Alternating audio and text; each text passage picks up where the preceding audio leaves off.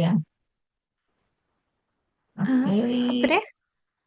oke. Ini penelitiannya dikerjakan berapa lama?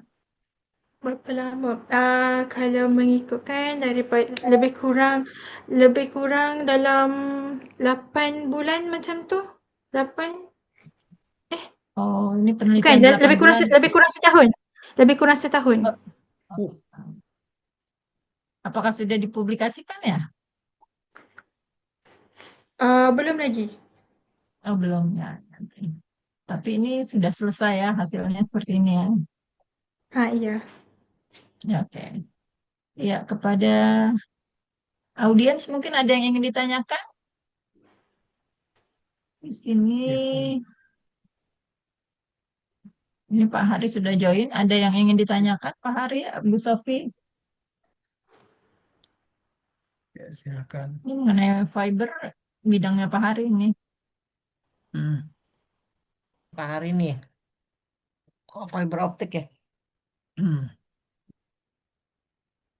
Oh, ini Ini untuk maaf. mendeteksi Ya, ini. saya minta maaf, saya baru join. Ah, Ya, Miss Afifah, Ya, saya. ya ini ah, menggunakan coating coating tambahan kah? Tak menggunakan coating tambahan, hanya buat tapering pada fiber optik sahaja. Oh, jadi kita menggunakan dia diameternya variatif lah ya. Diameter variatif dengan taper length yang variatif. Lepas tu wavelength yang digunakan pun variatif juga. Untuk Oh, betul. observation punya light reflection. Oh, oke. Hmm. Optimum tapernya. Ini baik, taper berarti kita kita kikis kah atau tidak? Ah, ki- ah, ki- Kikis, Kikis guna dihakis. chemical process. Oh, tak dihakis kayak? Dihakiskan ya betul guna chemical punya proses, guna nitric acid. Oh, mikroasid. Hmm. Nitric acid. nitrik asid.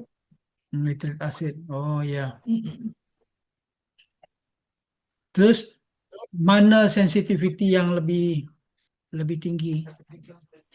Kalau diikutkan untuk micro bending, Oke. lagi sensitif tu pada 4 cm tapered Ah. dengan diameter 990 mikrometer. Hmm. Bagi macro bending pula Hmm. 990 mikrometer Hmm. diameter dengan 3 cm tapered length. Kalau untuk compare macro bending bagi kedua-dua diameter, itulah dia punya the best setup lah. Oh. Hmm. Terus wavelength-nya yang kita gunakan Ada dua iaitu 650 nanometer dan 850 nanometer. 900. Uh, Kalau diikutkan Ah. untuk kedua-duanya bagi result yang tinggi. Tapi kalau kita boleh tengok daripada graf 850 nanometer bagi result yang lagi sensitif. Hmm.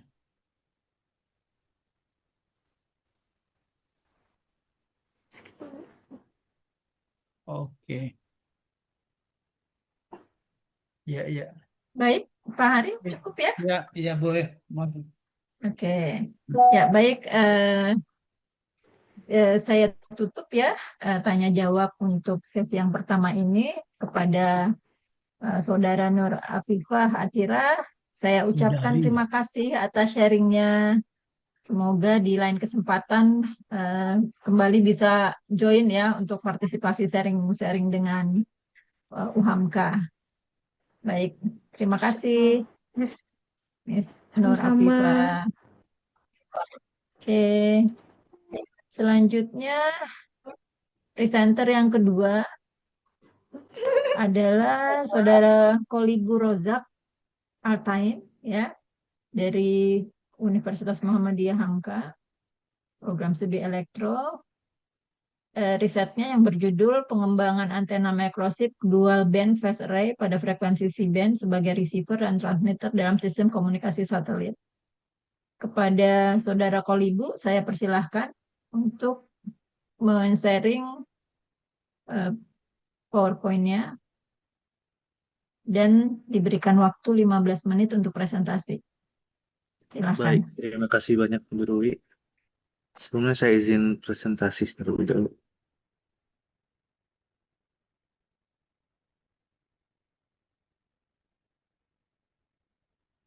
Oke, apa terlihat Bu? Baik, sebelumnya Assalamualaikum warahmatullahi wabarakatuh. Waalaikumsalam warahmatullahi Baik, wabarakatuh. pada kesempatan kali ini saya akan mempresentasikan hasil dari penelitian saya pada BRIN, Badan Riset Inovasi Nasional, itu yang berjudul tentang pengembangan antena microstrip dual band phased array pada frekuensi C-band sebagai receiver dan transmitter dalam sistem komunikasi satelit. Baik, latar belakang. Komunikasi satelit merupakan salah satu sistem komunikasi modern yang sangat bergantung pada performa antena dalam mengirim dan menerima sinyal secara stabil dan efisien.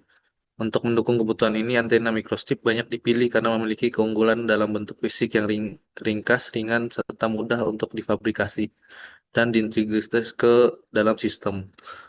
Frekuensi C-band sendiri, khususnya pada rentang 3,8 GHz untuk kanal penerima RX dan 6,275 GHz untuk kanal penerima pengirim TX sebagai salah satu jalur umum untuk digunakan dalam komunikasi satelit karena relatif stabil dan memiliki ketahanan tinggi terhadap gangguan atmosfer.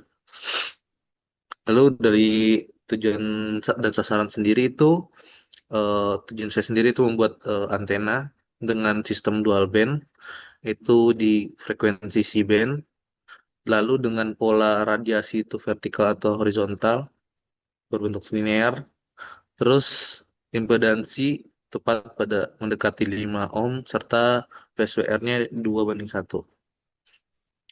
Untuk rumus desain patch-nya sendiri itu sebagai berikut. Bisa dilihat rumus dari label patch itu sama dengan W sama dengan C per 2 frekuensi F akar epsilon R tambah 1 per 2. Dan rumus panjang antena sendiri bisa dilihat pada gambar ini. Nah, basic spesifik antena yang saya targetkan itu adalah RX form itu di 3,4 sampai dengan 4,2 GHz dan TX perform itu di 5,85 sampai dengan 6,8 GHz. Ini sendiri itu merupakan kriteria dari PSN. Itu salah satu company satelit Indonesia. Kebetulan kriteria yang diminta oleh perusahaan tersebut merupakan seperti yang saya lampirkan ini. Lalu polarisasinya yang dibutuhkan itu linear, impedansi 50 ohm, return loss di bawah dari 10 dBi, PSWR 2:1. Nah, ini untuk desainnya sendiri. Desain yang saya gunakan itu menggunakan metode Fitland Proximity Coupling. Itu menggunakan dua layer. Layer pertama sebagai patch dan layer kedua sebagai feedline-nya. Layer kedua itu digunakan sebagai feedline dan belakangnya sebagai grounding. Di bawah ini merupakan spesifikasi desainnya, parameternya. Lalu ini result dari simulasi single element yang saya buat. Frekuensi yang saya dapatkan maksimal, terakhir saya dapatkan itu di frekuensi 3,88 GHz untuk frekuensi rendah dan 6,304 sebagai frekuensi tingginya. Di sebelah kanannya ini sendiri smear chart-nya untuk impedansi. Pada gambar ini poin 2 dan 5 titik 4 dan 2 dan 5 itu sudah hampir mendekati 5 ohm. Lalu ini impedansi inputnya itu sudah mendekati 50 ohm juga, dan VSWR-nya itu pada titik 1 dan 2 sudah di bawah dari 2. Polarisasi, ini bentuk polarisasi dari antena yang saya buat. Ini linear 3,8 GHz sendiri, dan dari sudut 0 derajat dilihat ini linear sampai dengan degree 14 sampai dengan 14 derajat itu masih bersifat linear. Ketika dia lebih dari itu, baru dia tidak stabil dan kembali stabil di sekitar 160 degree.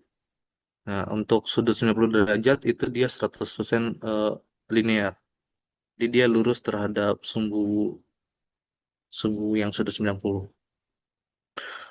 Ini pola radiasinya yang untuk frekuensi frekuensi 6,3.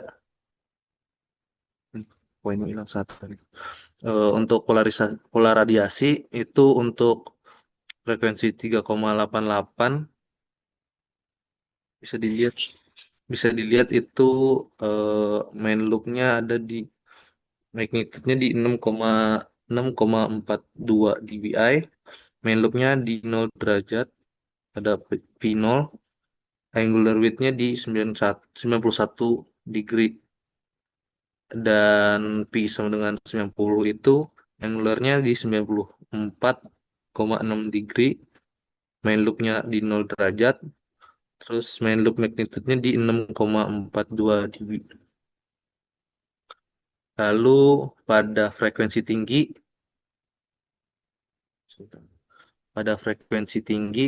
bisa kita lihat itu dia malah bercabang ya sifatnya, tidak fokus di 0 derajat.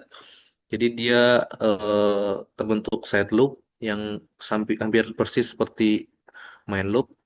Gambar seperti kuku yang dilihat di sini. Itu yang dominan main loop-nya itu di frekuensi di degree di 44 derajat. Dan pada P990 sudutnya itu main loop-nya ada di 38 derajat. Lalu ini hasil dari pengukuran single element itu saya fabrikasi seperti gambar di sebelah kiri. Ini sudah dipasang dengan ininya, portnya, lalu sudah di pengeleman. Nah, pada grafik ini itu merupakan hasil dari pengukuran langsung. Pada pengukuran ini di frekuensi rendah yang saya targetkan semulanya 3,8 bergeser sebesar 0,2 GHz itu menjadi 4 GHz ke kanan. Lalu di frekuensi tinggi yang semulanya 6,3 bergeser menjadi 6,36 derajat di GHz. Nah, ini hasil dari perbandingan pengukuran dan simulasi. Perbandingannya cukup tipis untuk antena. Salah faktor yang menyebabkan ini kemarin setelah saya coba cari tahu itu dari dari material yang saya gunakan untuk substrat. Material yang saya gunakan itu FR4. Jadi kita belum FR4 sendiri kan material yang tidak memiliki kepastian nilai epsilonnya. Jadi ketika saya coba simulasi ulang, reverse engine dari hasil pengukuran kembali ke simulasi itu dapat di epsilon 4 pas, sedangkan simulasi yang saya gunakan itu di 4,3. Mungkin sekian, kembali ke Bu Dwi. Baik, terima kasih Saudara Kolibur Rozak atas presentasinya. Baik, untuk sesi tanya jawab saya persilahkan kepada audiens untuk menyampaikan pertanyaannya. Ya, bisa melalui chat ataupun bisa raise hand untuk audiens. Sambil menunggu pertanyaan dari audiens, mungkin saya bisa bertanya terlebih dahulu ya, Kolibu. Ya, tadi di halaman 8 deh, coba. Oke, baik. Nah, ini tadi dinyatakan polarisasinya vertikal, ya. Iya, Bu. Ini dilihat dari kurva polarisasi ya. Dari Iya, far Bu. field bisa dilihat kalau dia polarisasinya vertikal. Eh, semulanya tuh saya lihat dirubah ke ini kan dari 3 dimensi, Bu. Saya ubah menjadi 1 dimensi dan di situ Hmm. di pi sama dengan 90 baru mendapatkan sudut apa linearnya, Bu. Linearnya di sudut 90. IP Jadi 90. ya Oke. 90 derajat linearnya lurus jadinya, Bu. Di P yang lain, Apa, Bu? misalkan P45, Oh, P0, waktu P270, apakah dari tidak linear? simulasi yang saya coba sih, Bu, itu nggak ada yang linear, Bu, di frekuensi yang lain. Di sudut yang lain. Kebetulan saya makainya nggak di 0, 5 dan sekian, cuman saya makainya di sudut-sudut utama di 45, 90, terus 75, 75, eh 115, 135, 115, 103, oh, 115, 115. 180 saya coba kan dia sama, Bu, sama 0.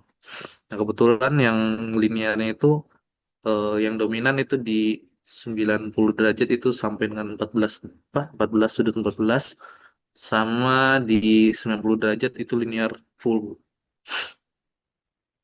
Kebetulan sesuai juga kata kata pembimbing saya juga itu termasuk kriteria yang dimau juga. Oke, mungkin saya bisa memberikan masukan ya.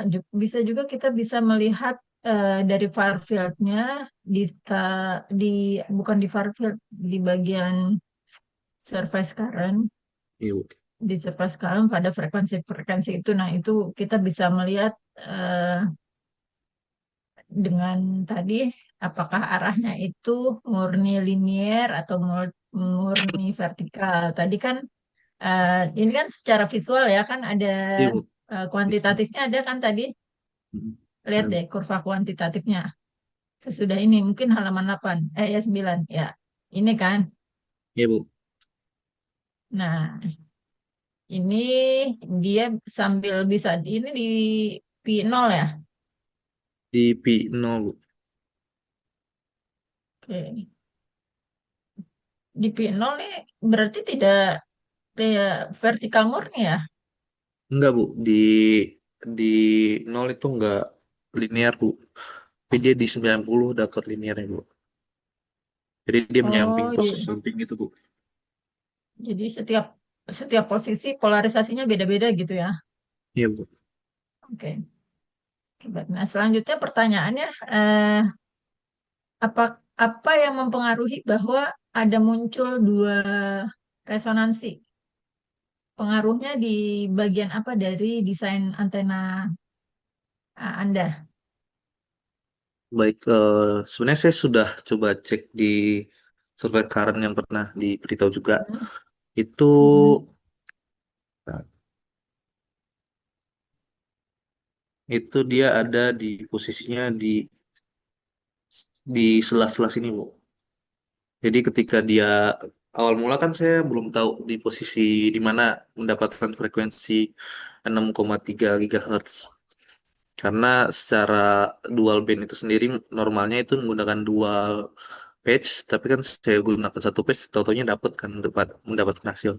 Nah, itu tuh faktornya biasanya dari sini, sudut sudut di antara feed apa feed lane baru bisa masuk ke patch kan ada dual apa insert. Nah, di poin tengahnya itu dia yang menyebabkan frekuensi 6,3 GHz. Makanya ketika saya perkecil coakannya itu dia menghilangkan apa lembahnya itu tuh Mbah yang di 6, itu. di 6,3 GHz Oh. Yang kiri atau yang kanan? Apa dua-duanya berpengaruh? di pojok yang sebelah kanan sih, Bu, di sudut sini. Pojok sebelah kanan itu kiri kok saya.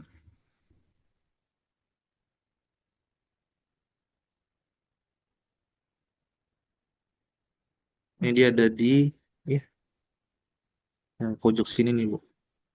Hmm. Jadi resonan yang kedua dipengaruhi oleh itu. Bagaimana Iya. dengan inset yang di sebelah kiri, tidak berpengaruhkah terhadap? Sebelumnya pernah saya bikin membedakan ya, Bu ya, antara coakan yang kiri dan kanan. Itu dia mempengaruhi juga, Bu. Tapi mungkin karena tegangannya ya, Bu ya, maksimalnya ketika linear kayak gini. Soalnya waktu saya geser pun juga itu mempengaruhi juga yang sebelah kirinya, Bu. Sebelah kirinya saya geser pun itu mempengaruhi. Semakin rapat dia juga menghilangkan juga sih, Bu. Jadi dia Oke, jadi pokoknya dari slotnya di sudut situ. gitu sih, Bu. Oke, ya. Jadi slotnya itu yang menghasilkan frekuensi tinggi di 6 koma ya. Sementara Iya, Bu. frekuensi rendah Frekuensi dihasilkan rendah dari dihasilkan dari patch-nya ya. patch-nya. Tuh, Bu. Ya, oke. Oke, berarti sudah difabrikasi, sudah diukur, tapi yang diukur hanya S11. Apakah ada hasil pengukuran pola Ada. radiasi? Ada, Bu, pola radiasi sendiri itu ada diukur, tapi datanya belum sempat saya masukkan dalam PPT sih, Bu. Oke. Kemudian bagaimana dengan gennya di dua frekuensi tersebut? Apakah ada simulasinya? Misalkan pengukurannya belum ada, apakah ada hasil simulasinya Kalau gen dari pengukuran sih belum ada sih, Bu. Kalau ini dari simulasi? simulasi belum ada juga sih, Bu, dari apa dari grafisnya sih belum sih, Bu. Ya mungkin untuk melengkapi data bisa apa ditambahkan itu grafik dari gennya terhadap gen terhadap frekuensi. Karena nanti itu biasanya ditanya selain nanti pola radiasi itu wajib ya ada. Cuma kita ingin lihat aja bentuk gennya itu seperti apa sih gitu Baik, di Bu. dua gen. Oke, dari saya cukup. Mungkin ada dari peserta sudah ada yang ingin menyampaikan pertanyaannya, bisa di chat, bisa Jak, langsung. Iya, Pak. kalau misalkan dia linear, tandanya Hmm. apa sih? Kalau misalkan dia yang muncul hanya linear saja. Sebenarnya kan kita bisa cek di e-fieldnya, Pak. Sama kemarin itu akselerosionya, Pak. Kita ngecek. Dari arah membimbing saya itu kita bisa ngecek dari aksial ratio Hmm. kalau dia lurus kayak yang di sini pada gambar ini di Nah, 40 dB top itu maka bisa disebut sebagai linear karena terpenuhi semua sudutnya itu dia bisa beroperasi sedangkan pas kalau soal kayak gini kan ini ada ini kayak lembah ya gini. Pak maksudnya ketika dia nggak lurus ada perubahan itu tuh tidak linear sama nanti ada polanya sendiri untuk sirkular itu ada polanya sendiri. Ini masih linear sampai sudut 14 derajat itu, Pak. Linear sampai 14 derajat. Ya, kalau dari yang apa sudut pi sama dengan 0 derajat itu Hmm. linearnya cuma sampai di sudut 14 derajat, Pak. Di atas itu udah nggak bisa disebut linear lagi, Pak. 14 Pas dia derajat. sebutannya. Yang tunjukannya yang mana? Yang satu ini. Yang Ya, marker yang satu. poin ya marker itu, Pak. Marker satu ini, kiri. Ya, marker satu ini kan setelah dari marker satu ini kan dia turun tuh, Pak. Nah, Nah, ini jadi oval gitu, Pak. Jadi dia cuma lurus sampai sini derajat 14 aja. nah.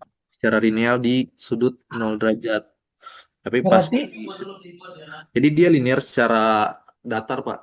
oh linear saja Secara datar. 90 derajat, Pak nih. Nah, kalau ini 90 derajat, oh Ini dia kan dia linear. lurus. Nah, ini makanya disebut linear, Pak, dari sini.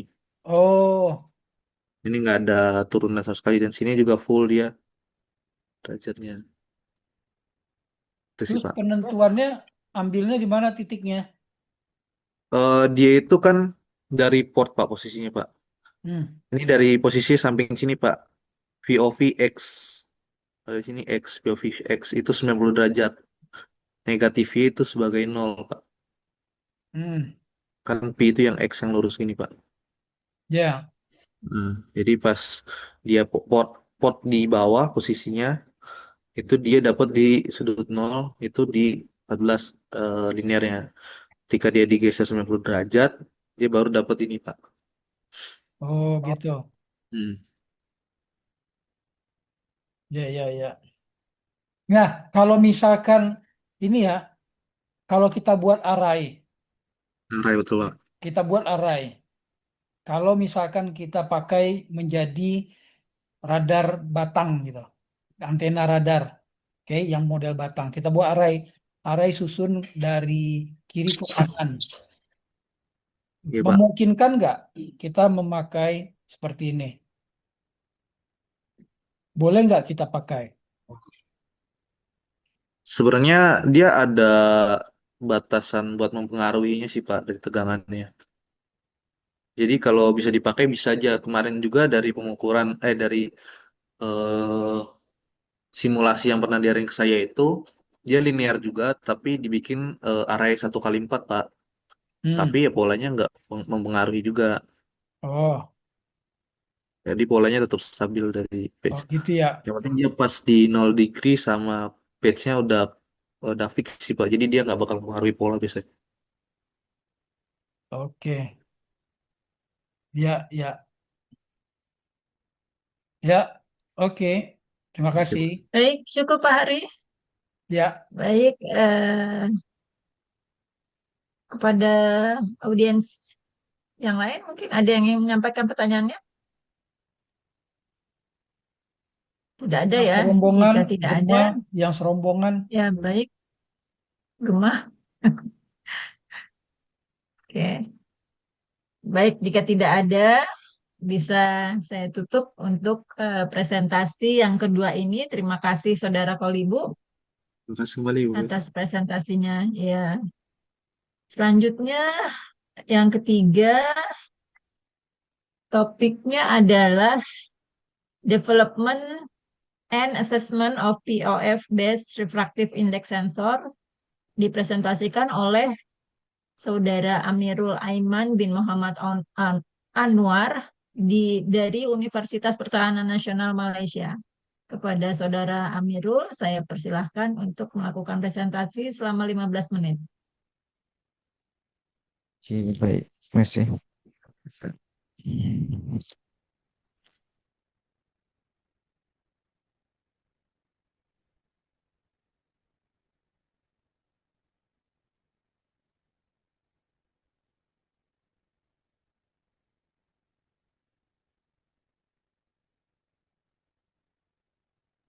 Bismillahirrahmanirrahim.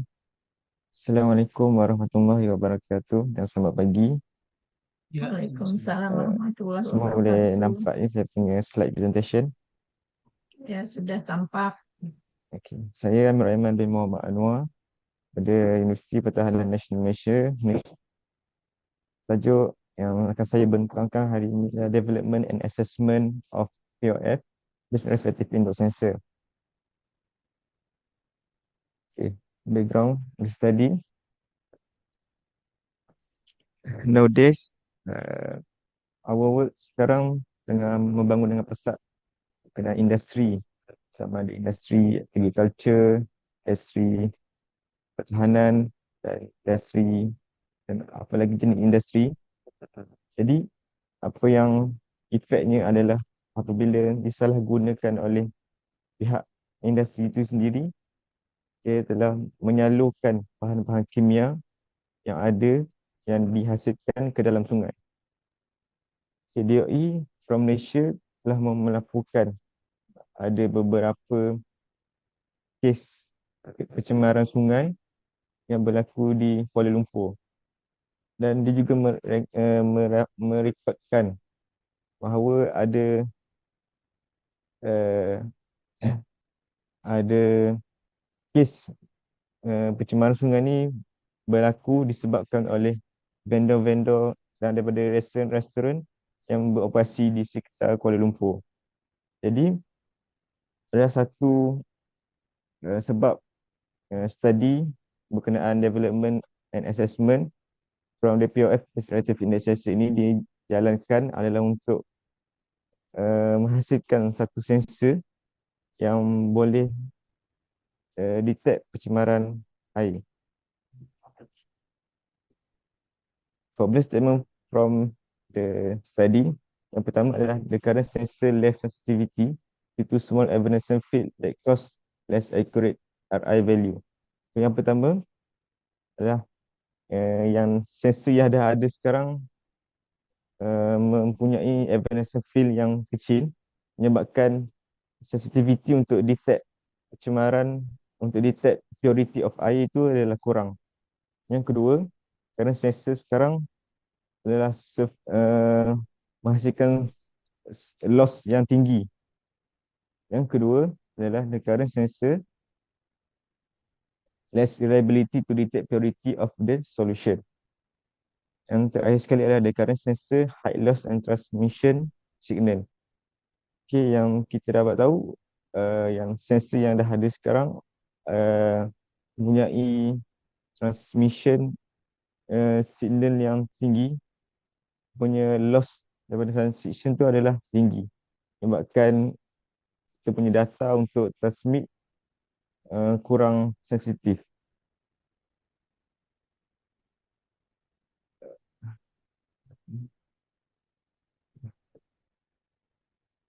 Objective from the study yang pertama adalah to identify optimum design of tapered microfiber based reflective based on evanescent field. Yang kedua, develop low loss microfiber reflective index sensor. Yang ketiga, to assess performance of the microfiber reflective index sensor to detect purity of the particular solution.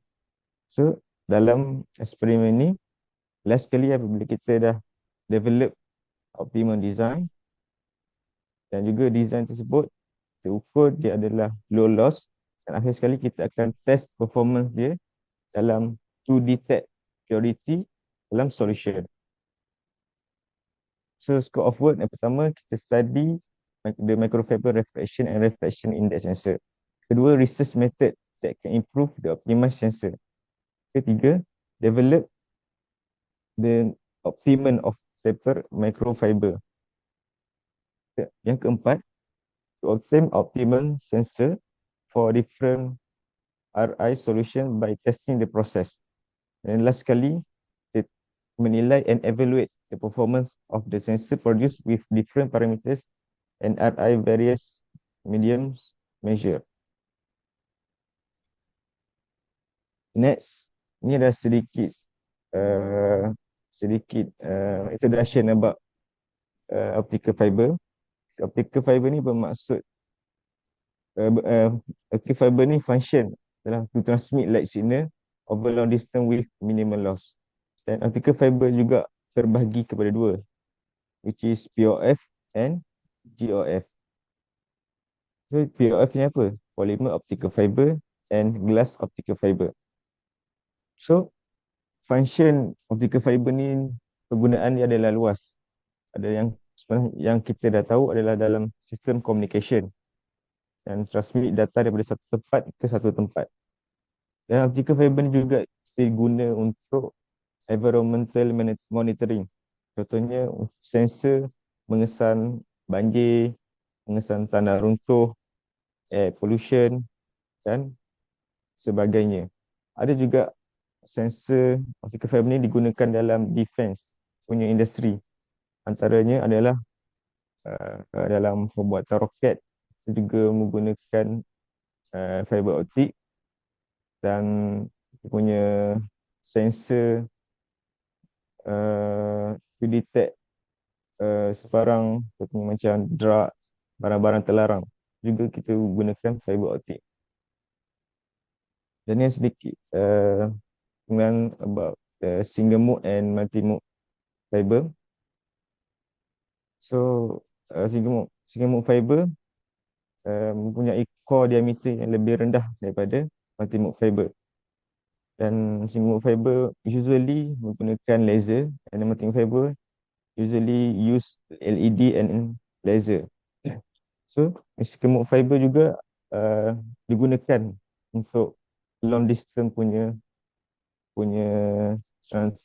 application. Maka multi mode fiber digunakan dalam satu jarak yang dekat. Penggunaan application for short distance. Okay, so refractive index. So kita tahu apakah itu refractive index. Refractive index ni adalah sifat chemical sesuatu cecair. Contoh, to identify a particular substance, purity and measure the concentration. So sini ada juga refractive index ni berkait dengan Snell's law, iaitu hukum cahaya. Sebagai contoh, saya sampaikan pada slide kedudukan ikan yang kita nampak. Sebenarnya ikan yang ada dalam air yang kita nampak, sekiranya kita nampak dia berhampiran dengan kita, tapi kedudukan yang sebenarnya dia adalah berbeza dan jauh sedikit. Ini disebabkan adalah apa kita panggil reflection, penghampiran cahaya. Cahaya, when light pass through the different substance, its velocity decrease, laju decrease due to increasing of refractive index this substance. Apabila cahaya bergerak daripada satu refractive index yang rendah ke refractive index yang tinggi, laju akan berkurang apabila dia melalui kawasan yang refractive indexnya tinggi. Okay, ni adalah type of intensity relation of COF. So from my study, I use the bending untuk modification saya punya sensor. So dia terbagi pada dua. So micro bending and macro bending. So micro bending ni adalah lenturan dia sangat kecil, yang lenturannya adalah hampir sama dengan dia punya diameter. Dan dari segi mata kasar kita susah untuk nampak, dan dia sangat halus. Boleh nampak, tapi just kita kena teliti kan dia punya lenturan tersebut. So macro bending ni yang jelas nampak dengan kita punya mata kasar. Dia kebanyakan di U shape, bentuk U.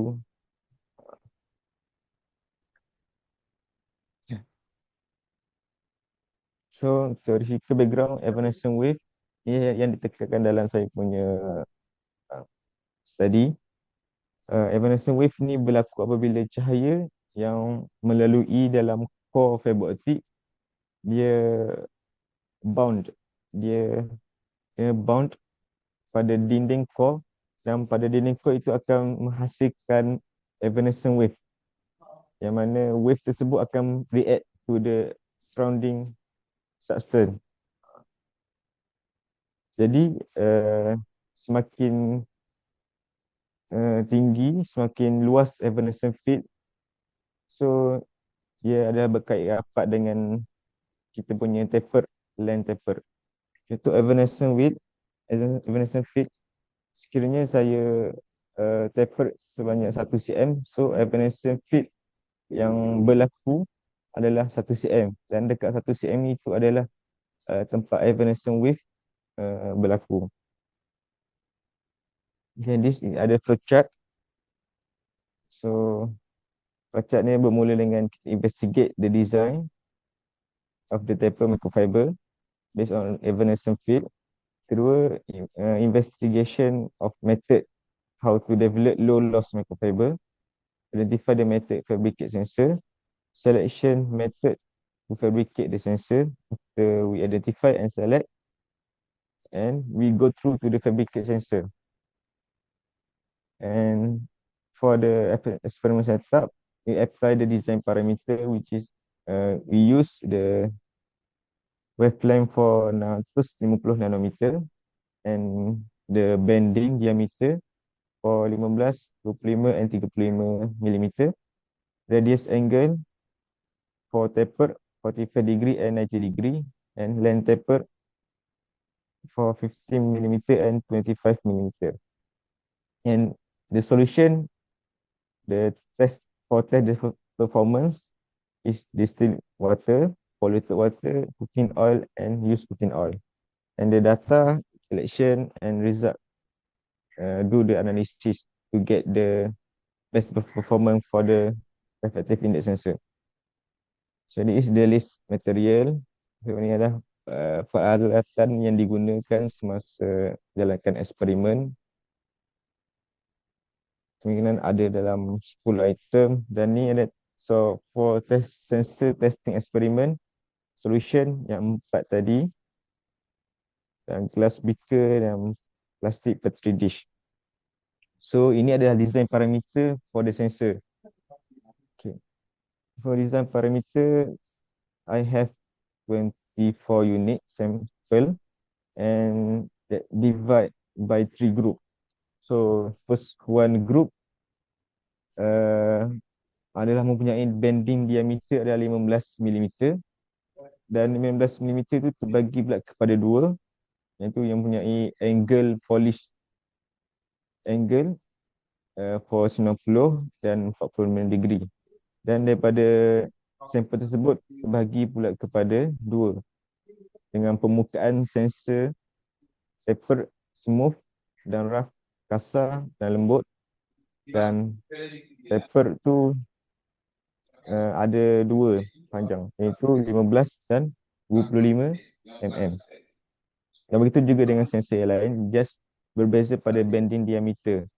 So 3 grup ni adalah bending diameter untuk 15 dan 25 mm dan 35 mm. Untuk metodologi ada terbagi kepada dua. Saya terangkan secara ringkas dan ada sedikit video untuk menampakkan lagi bagaimana proses metodologi. Part A, kita ada quality sensor. Yang pertama, macam mana kita untuk membentukkan U-shape. So U-shape dalam kaedah kita menggunakan flame heating method. Flame heating method ni kita panaskan direct pada rod besi. Kenapa kita panaskan menggunakan rod besi? Kerana fiber optik ni sangat sensitif pada haba yang terlalu tinggi. Sekiranya haba yang terlalu tinggi dikenakan pada fiber optik, dia akan boleh merosakkan dia punya fizikal dia, seperti patah dan putus ataupun dia mencair. So kita panaskan besi menggunakan blowtorch sehingga 70 hingga 90 degree darjah Celsius, dan fiber optik akan direktkan pada rod besi ni untuk membentukkan U-shape. So pada batang rod besi ni kita ada 3 jenis yang berdiameter 10 mm, 20 mm dan 35 mm.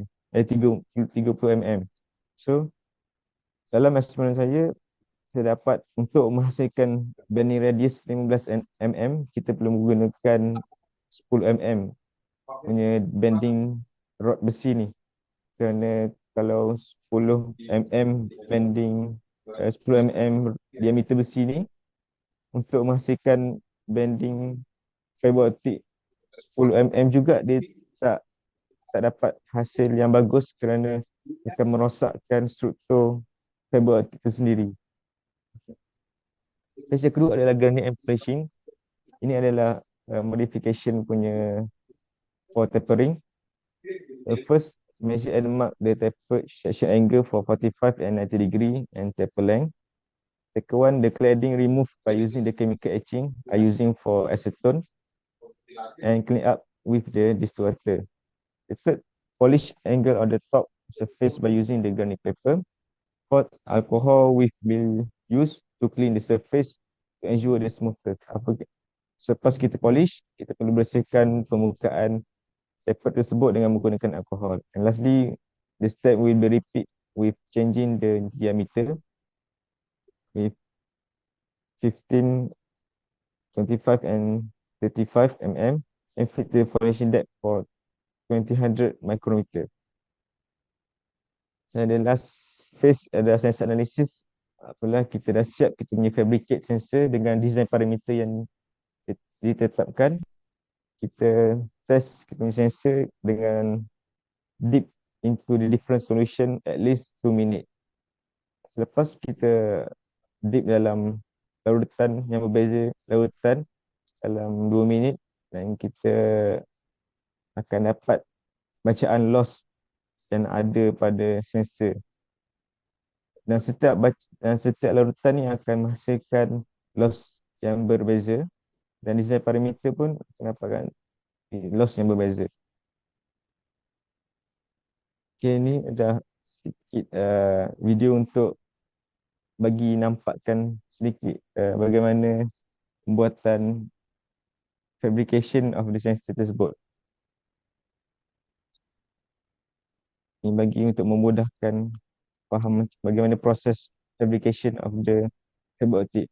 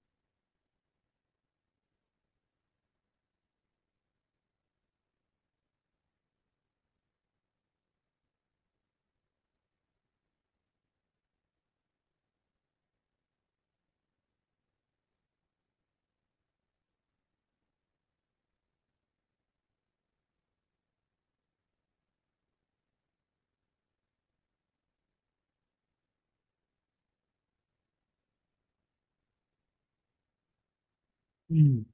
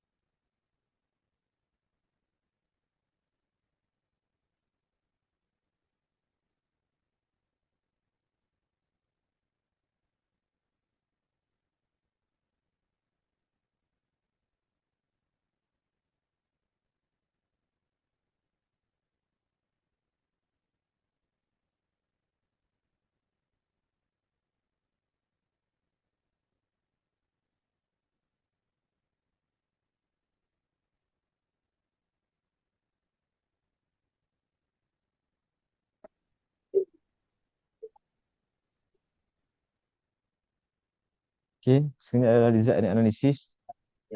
So, daripada 3 grup tu, saya dapatkan result for 15 mm bending diameter adalah rendah berbanding dengan 35 mm bending diameter. Ini adalah result loss.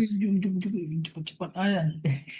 Sembarang. So, untuk apabila kita taper dengan design parameter yang diberikan, yang digunakan, kita dapat hasil yang sampel C adalah lebih rendah berbanding dengan sampel B dan sampel A.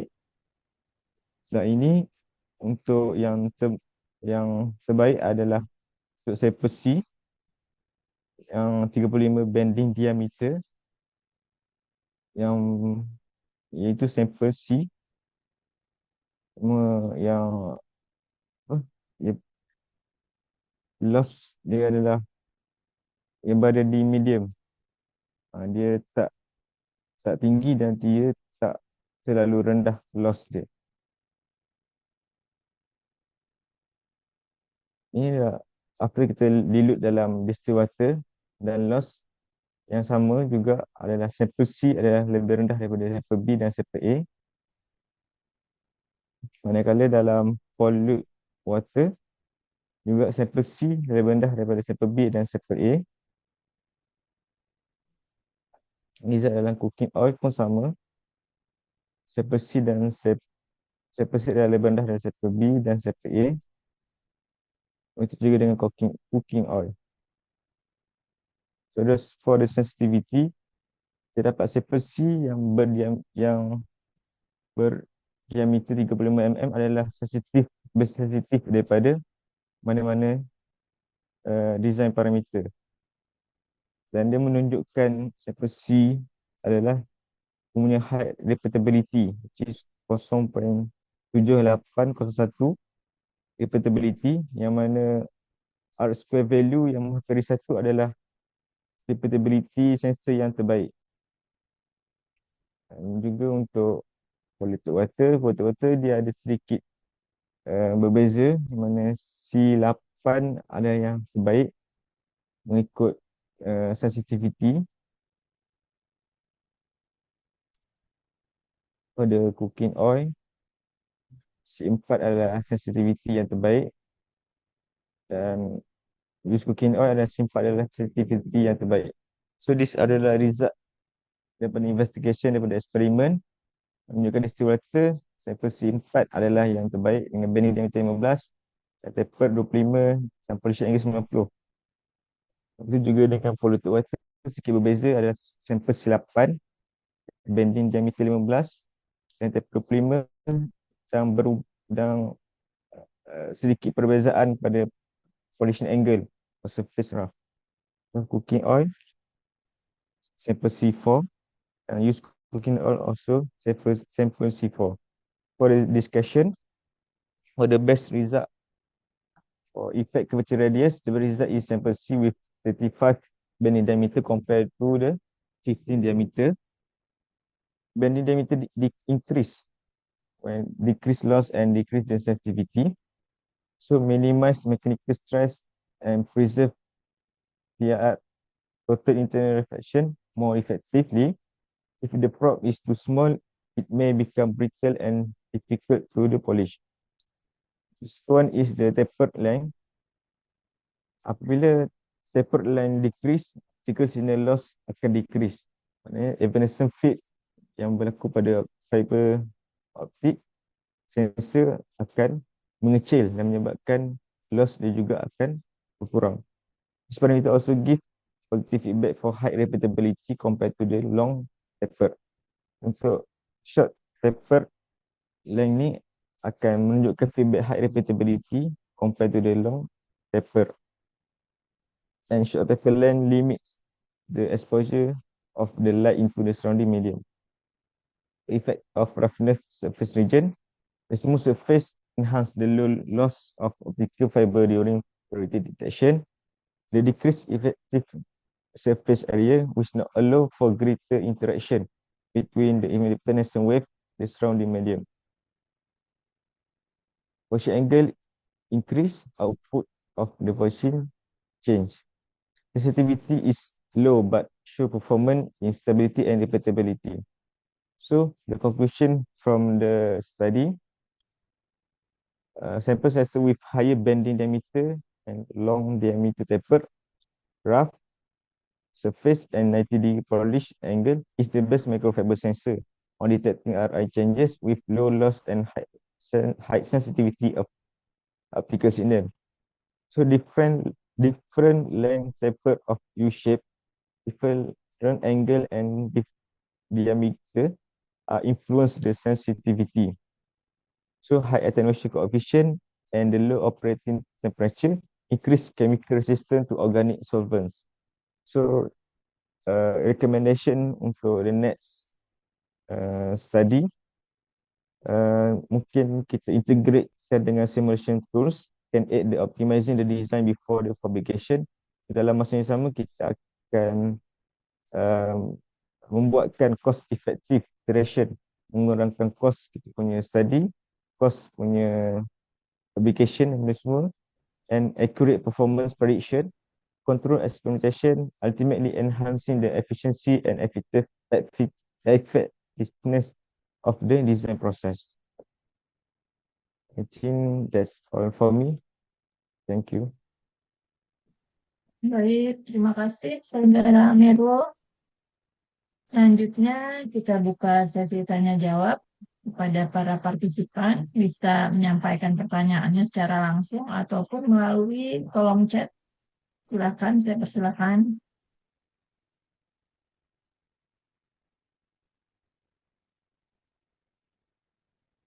Baik, ada yang ingin bertanya?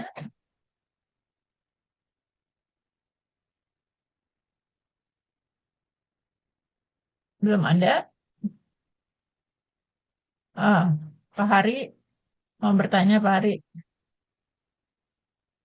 Oh ya, ya. Ini gimana unmute-nya ya? Oke, terima kasih Bu Dwi. Saudara Amirul, Ya.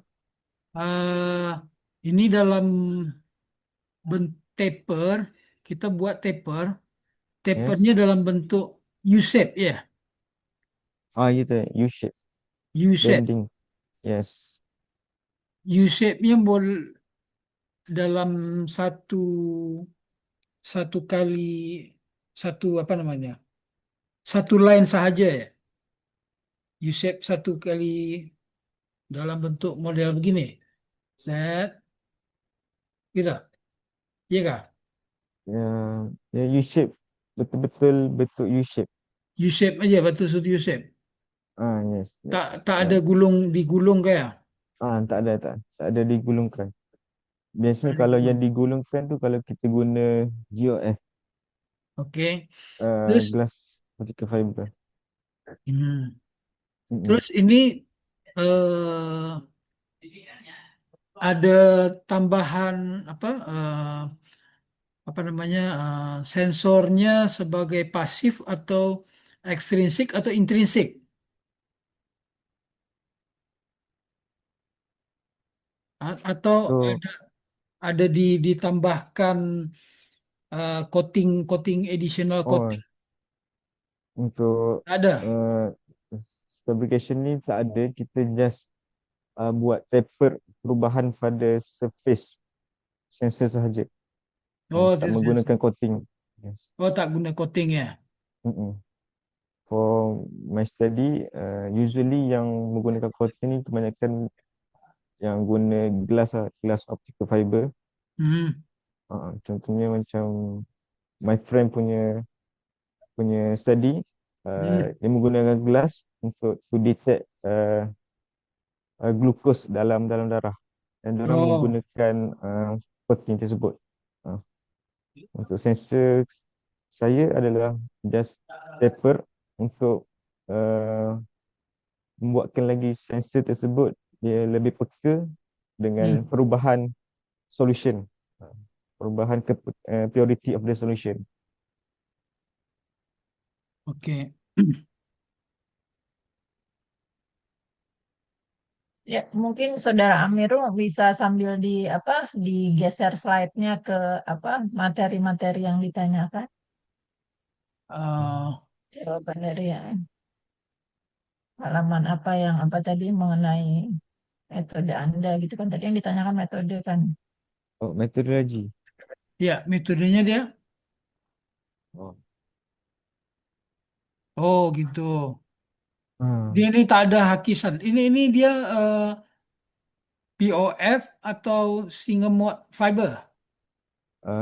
POF multi-mode fiber. Oh, POF multi mode. Oke. Dia mempunyai core dia tebal berbanding dengan single mode. Hmm. Mm-mm. So bagaimana yang uh, Pak tanya, Hmm. bagaimana macam saya buat U-shape tersebut dengan Hmm. menggunakan flame heating method.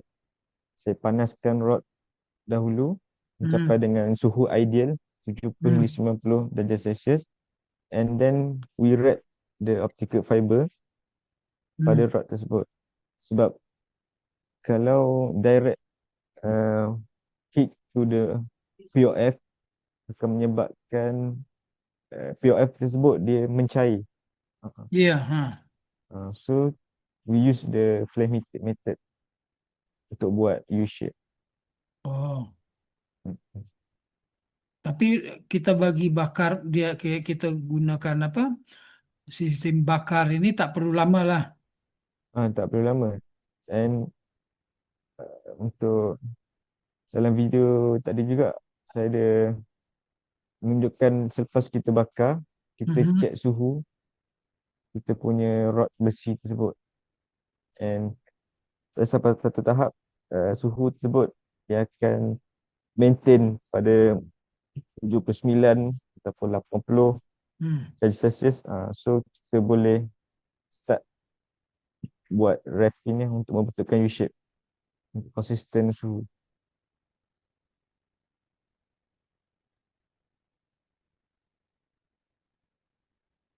Terus artinya sensitivity dia yang paling bagus. So untuk uh, ya, saya kena tunjuk ini. Okay. Untuk distill water, air kosong yang kita cakap kan.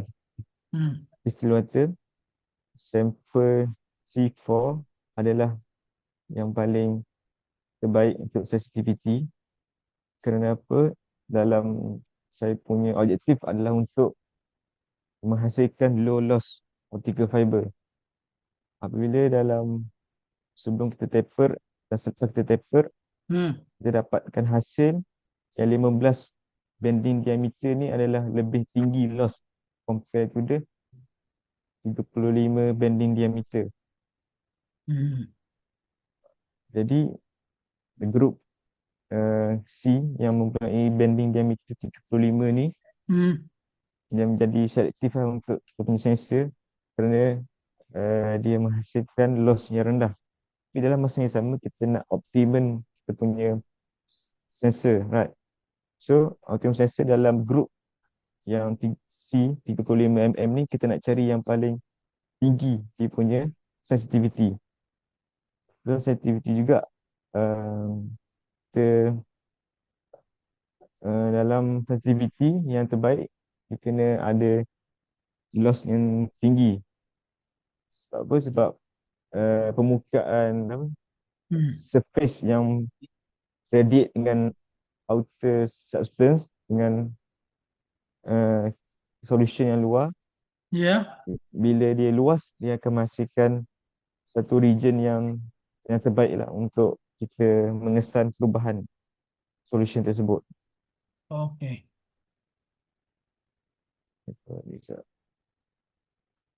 Okay, sensitivity. Terus Okay. mengenai repeatability, Yes. berarti ini repeat, ini flat semua dia, Okay. berarti Tak, bagus ya.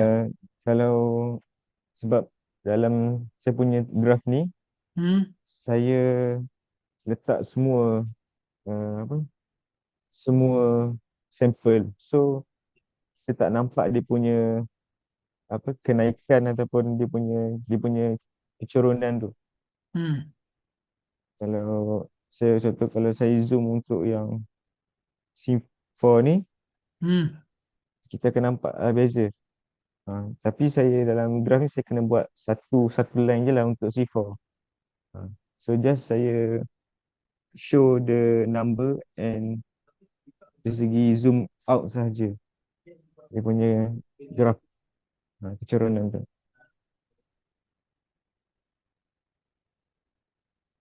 C4 warna pink. Baik, Ya, oke. Terima kasih Bu Budi. apakah sudah? Oke. Selanjutnya mungkin boleh saya tanya satu saja ya sebelum ke presentasi berikutnya. Ini jadi prinsipnya adalah untuk mendeteksi polutan di air seperti itu ya. Deteksi polutan. Tadi kan di backgroundnya Oh, mengenai okay. water polutan kan? Yes. Dalam masa sama kita juga boleh guna untuk mendeteksi pencemaran air. Contohnya kalau yang Ah, saya punya gambar ni, ini adalah ya. air yang pure, air yang biasa. Dan second ni Ah, adalah air yang tercemar. So saya just buat simulasi yang saya campurkan air yang biasa ni dengan saya letak minyak dan beberapa tanah yang menunjukkan satu air tu yang tercemar. So daripada eksperimen tu kita dapat beza lah perubahan loss yang menunjukkan air yang ni adalah tercemar compare dengan yang air yang biasa. So kalau kita in real application pun kita boleh tahulah kalau kita gunakan optic fiber Hmm. dapat beza mana air yang betul-betul jenis based on kita reference dengan air yang tidak tercemar. Hmm. Jadi sebetulnya sudah ada data. Jadi kita mendata dulu ini apa kondisi air yang tidak tercemar itu apa Loss dia berapa rendah. lossnya gitu ya, berapa lossnya. Ya. Kemudian nanti dicobakan ke air yang tidak tercemar. Maaf, air yang tercemar. Tercemar, Jadi yes. nanti pasti bergeser ya dari standar air yang tidak tercemar Ah, ya. ya betul. Oke. Eh, jadi mendeteksi tercemar tidak tercemar, tapi tadi kan ada komponen-komponen yang mencemari itu tidak bisa dideteksi, tapi ya. Untuk uh, untuk kita tahu dia punya determinant yang spesifik dalam tu tak boleh. Kita nak tahu kita punya nak tahu apa, nak tahu minyak ke, nak tahu tanah ke. Kita bukan spesifik untuk tahu apa itu objek.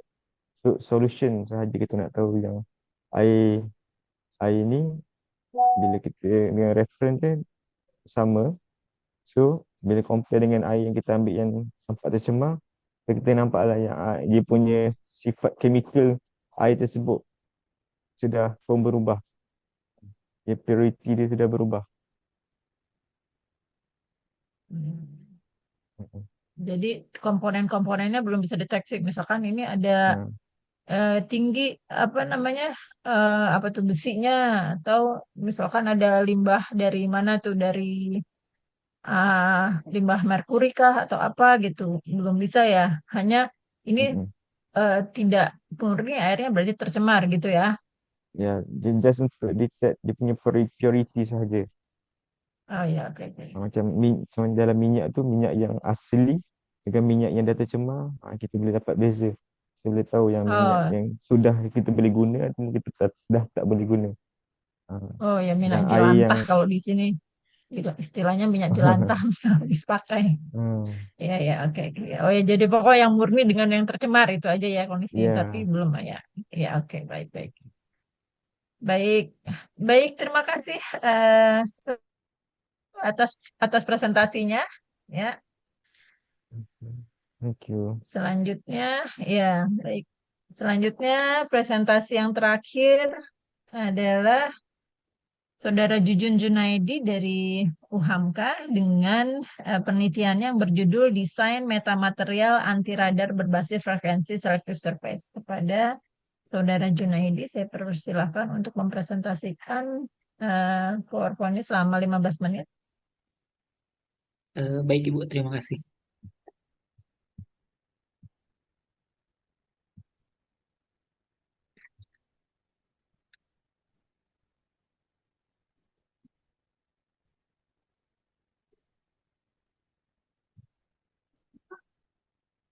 Assalamualaikum warahmatullahi wabarakatuh. Perkenalkan, nama saya Jujun Junaidi. Saya dari kampus UHAMKA. Di sini saya akan memaparkan hasil dari penelitian saya selama kemarin MBKM di BRIN dengan judul Desain Material Anti Radar Berbasis Frekuensi Selective Surface. Nah, langsung saja untuk selanjutnya itu ada pendahuluan yang dilatar belakangi oleh radar merupakan sistem utama dalam mendeteksi dan melacak objek strategis seperti pesawat tempur, kapal perang, dan rudal. Selanjutnya ada materi RAM juga menunjukkan efektivitas pada frekuensi C-band 4-8 GHz yang digunakan pada radar cuaca, radar maritim, dan komunikasi militer jarak menengah. Untuk mengurangi deteksi oleh radar tersebut, dikembangkanlah teknologi stealth yang mengandalkan material penyerapan gelombang radar atau radar absorbing material.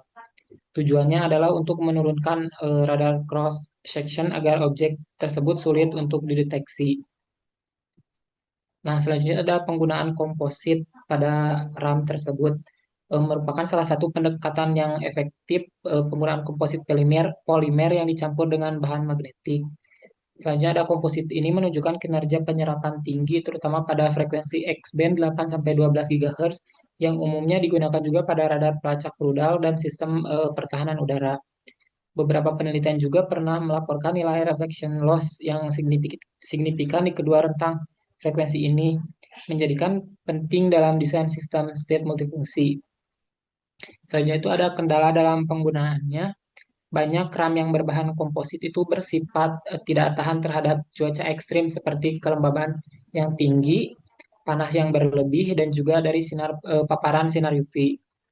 Hal ini juga dapat menurunkan efektivitas penyerapan gelombang radar yang memperpendek usia pakai dari material tersebut. Selanjutnya itu ada rumusan masalah. Di sini rumusan masalahnya dibagi dua. Yang pertama itu ada bagaimana proses rencana material berbasis FSS dapat menghasilkan impedansi yang sesuai pada rentang frekuensi radar tertentu. Yang kedua itu ada metode atau pendekatan pengukuran yang paling akurat dan sesuai agar hasil pengujian tingkat penyerapan dapat dibandingkan secara valid dengan hasil dari simulasi numerik. Tujuan dan sasarannya itu ada yang pertama tuh mendesain serta memfabrikasi material yang memiliki kemampuan penyerapan gelombang radar berbasis frekuensi selective surface. Yang kedua itu melakukan pengukuran terhadap efektivitas daya serap material anti radar dalam spektrum frekuensi 5 sampai 7 GHz. Nah, selanjutnya itu ada metode simulasi dan fabrikasi. Di sini ada diagram alir perancangan, itu yang pertama ada mulai, dilanjutkan dengan menentukan spesifikasi dan bahan, dilanjutkan lagi untuk perancangan FSS-nya, dilanjutkan untuk simulasi, terus dilanjutkan apakah desain itu sesuai dengan spesifikasi. Kalau tidak itu berarti dioptimasi desain lagi. Kalau misalkan udah sesuai itu langsung ke tahap selanjutnya itu fabrikasi. Selanjutnya ada di pengukuran, dilanjutkan dengan analisa data, dan terakhir di kesimpulan. Nah, untuk selanjutnya ini ada simulasi yang saya buat. Sebelumnya ada beberapa variasi yang saya buat, terutama dari ukuran patch-nya. Untuk dimensi dari substratnya itu panjang dan lebarnya ada di 32 kali 32 mm dengan tebal 1,5 mm. Dimensi groundnya itu sama dengan tebalnya 0,035 mm. Nah, ini untuk variasinya. Dari sini saya mengambil variasi di ukuran page-nya 10,6 kali 10,6 dengan frekuensinya itu di 6,14 GHz dan S1-1-nya itu di minus 14,68. Kenapa saya mengambil yang ini? Karena eh, yang 6,14 GHz serta dimensi variasinya di 10,6, return-nya itu sangat rendah di minus 14,68.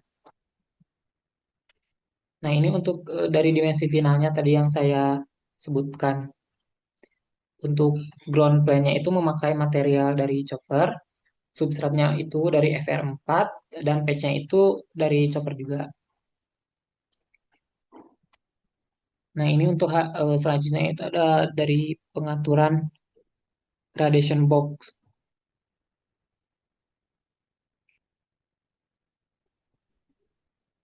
Eh, Pertama kita ingat bahwa panjang dari gelombang yang ditentukan dengan rumus lambda sama dengan C per F, di mana C adalah kecepatan cahaya dan F adalah frekuensi. Pada frekuensi 6 GHz, panjang gelombangnya yaitu adalah 50 mm. Nah, kenapa ini penting? Karena ukuran radiation box itu harus menyesuaikan panjang gelombang tersebut. Kalau ukuran radiation box-nya itu terlalu kecil, hasil simulasi akan tidak akurat. Dengan mengatur radiation box sesuai dengan panjang gelombang, kita dapat memastikan bahwa simulasi akan berjalan stabil dan realistis. Selanjutnya ini ada penggunaan dari PEC dan PMC. Nah, fungsinya adalah Yang pertama itu untuk mensimulasikan struktur periodik Tahingga hanya dengan satu unit sel saja. Yang kedua itu ada mensimulasikan simetri medan elektromagnetik. Nah, untuk slide selanjutnya ada penggunaan eksitasi. Di sini ada beberapa jenis eksitasi. Yang pertama itu ada flocked port, yaitu untuk struktur periodik terbuka, analisis mode difraksi. Eh, Eksitasi ini cocok untuk Array dan PBC, digunakan untuk mengetahui gelombang berinteraksi dalam struktur Tahingga. Dan selanjutnya itu ada plane wave, menyinari struktur dengan gelombang datar dari jauh, digunakan pada simulasi absorber dan struktur terbuka. Tetapi pada plane wave ini tidak dihasilkan S parameter. Nah, untuk selanjutnya ini ada extension yang kita gunakan. Wave port yang digunakan itu sesuai untuk struktur tertutup dengan boundary PEC dan PMC. Juga menghasilkan S parameter secara akurat. Eh, Dilanjutkan untuk mendeteksi mode gelombang otomatis dan stabil yang digunakan. Nah, untuk penggunaan wave portnya itu dari di atas, di sini dan juga di bawah dari radiation box. Nah, vektor merah di sini menunjukkan bahwa eh, ini untuk arah medan listriknya, dan untuk yang vektor biru ini menunjukkan arah propagasinya.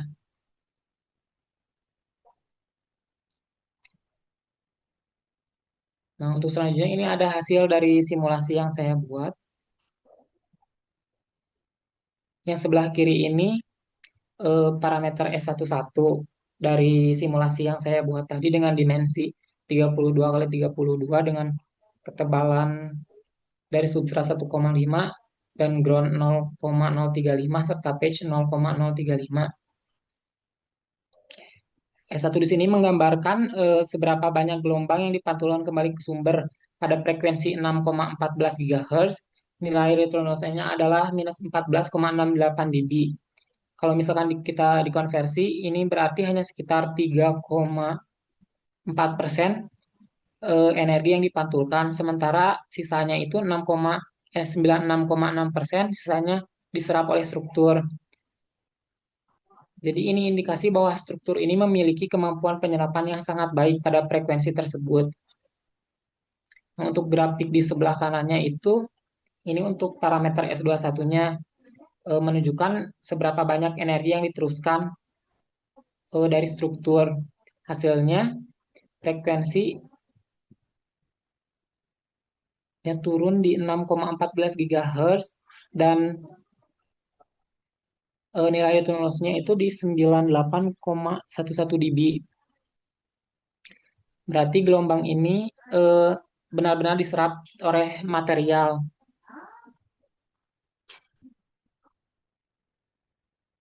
Nah, untuk selanjutnya ini ada grafik dari absorption rate.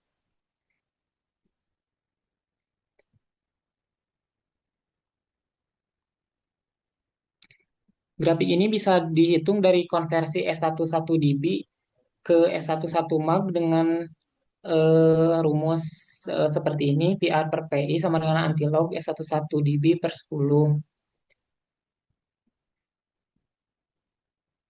Terus grafik absorption rate-nya yang dihasilkan itu sama grafik S11 dan S21-nya itu menggunakan persamaan A sama dengan 1 kurang PR per PI kuadrat dikurang PT per PI kuadrat, maka akan dihasilkan grafik absorption rate seperti yang ada pada slide ini. Di sini grafik absorption rate menunjukkan tingkat penyerapan mencapai 0,97, berarti 97% dari energi gelombang tersebut diserap.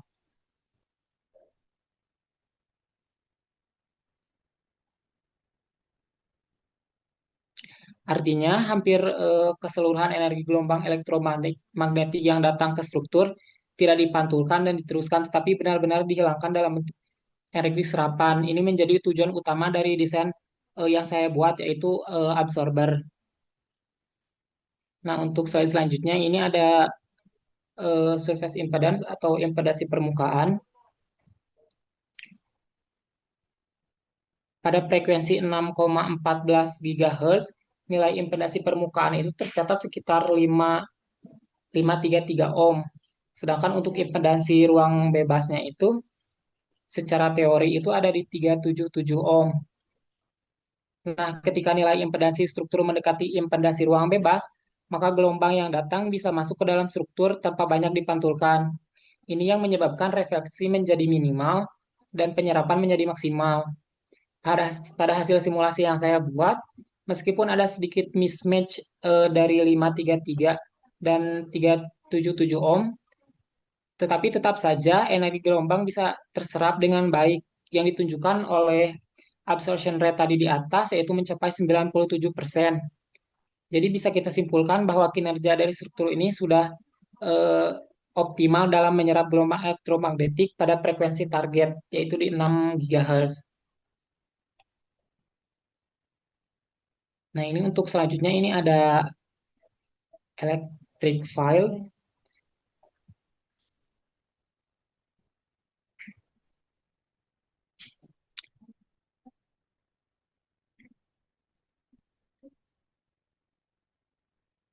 Gambar di sini menunjukkan bahwa medan listrik terkonsentrasi di patch dan substrat, tepatnya di permukaan patch tembaga di sini. Resonansi yang terjadi pada batas permukaan patch tidak masuk ke konduktor, artinya arus listrik berputar di sekitaran patch sehingga menghasilkan arus melingkar yang menjadi sumber resonansi. Nah, di sini kenapa patch terbuat dari tembaga? Karena tembaga memiliki konduktivitas listrik yang tinggi sehingga mendukung aliran arus dengan efisien.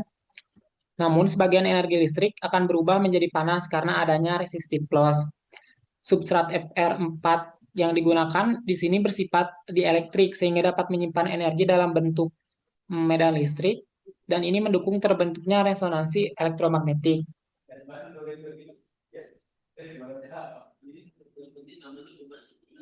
Nah, untuk slide selanjutnya ini ada Hafid atau dari medan magnet. Dari gambar di sini terlihat bahwa distribusi medan magnet mengikuti arah propagasi gelombang. Intensitas medan magnet tertinggi berada di sekitaran patch di sini yang menandakan resonansi elektromagnetik tersebut sedang terjadi. Polanya itu yaitu pada medan magnet ini berbentuk melingkar menunjukkan keterkaitan antara medan listrik dan medan magnet. Hal ini sesuai dengan hukum Ampere-Maxwell, yaitu bahwa perubahan medan listrik akan menghasilkan medan magnet dan sebaliknya medan magnet akan mempengaruhi medan listrik. Dari hasil ini bisa disimpulkan bahwa medan magnet paling kuat itu berada di pusat resonansi di sini, lalu memerah menjauh dari struktur. Jadi patch di sini bekerja sebagai pusat resonansi di mana interaksi elektromagnetik paling dominan terjadi. Nah, untuk selanjutnya ini ada pembentukan dari single unit cell tadi ke array. Pada simulasi awal, kita hanya menggunakan satu single unit cell saja untuk menyederhanakan perhitungan. Lalu untuk mendekati kondisi sebenarnya, di aplikasi nyata, unit cell tersebut disusun berulang menjadikan sebuah array. Nah, ini kenapa perlu diarahkan? Karena absorber atau struktur material dalam dunia nyata bukan hanya dari satu unit sel saja, tetapi terdiri dari banyak sel yang bekerja sama. Dengan menyusun array, kita bisa menggambarkan performa absorber secara menyeluruh. Namun, dalam simulasi finish struktur dengan array ini, kita tidak lagi menampilkan S11 dan S21-nya karena sudah cukup dengan hasil dari single unit sel tadi yang saya buat dengan mengasumsikan bahwa kinerja satu sel tadi akan sama dengan kinerja array berkat periodic boundary condition tadi. Dengan kata lain, simulasi single unit cells tadi sudah cukup mewakili hasil akhir. Sementara array itu hanya untuk menunjukkan bentuk fisik dan aplikasi dalam kondisi yang nyata. Nah, selanjutnya ini untuk fabrikasi. Dari yang pertama itu mendesain dari material unit cell, dilanjutkan dengan pengukuran PCB-nya, dilanjutkan dengan pemotongan PCB, pengamplasan PCB-nya, terus mentransfer desain ke PCB, dan yang terakhir itu tuh proses etching.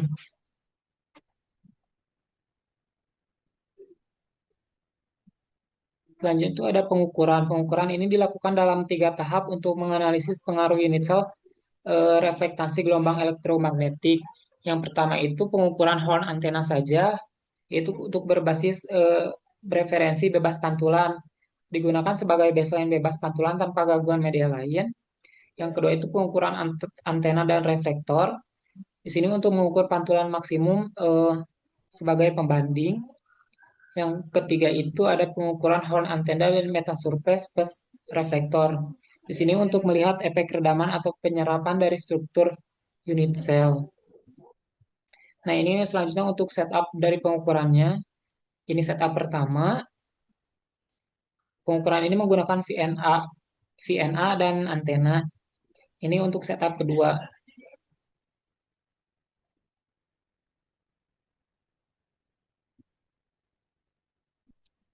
Nah, selanjutnya ini ada hasil dari pengukuran horn antena dan horn antena plus reflektor.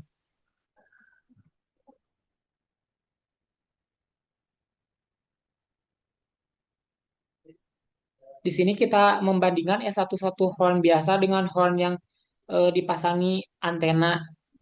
Dari data VNA terlihat bahwa penambahan reflektor mengubah kondisi matching.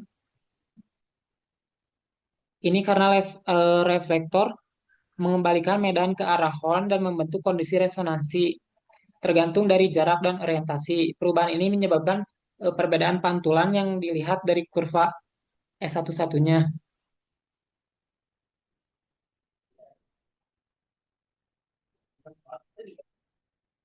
Nah, ini untuk selanjutnya ada hasil pengukuran dari horn antena, metasurface, plus reflektornya.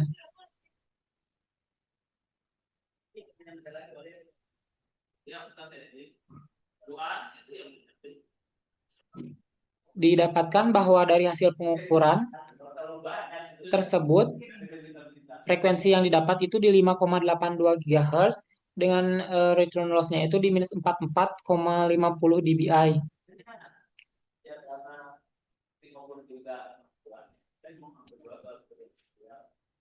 Nah, ini untuk analisa utamanya.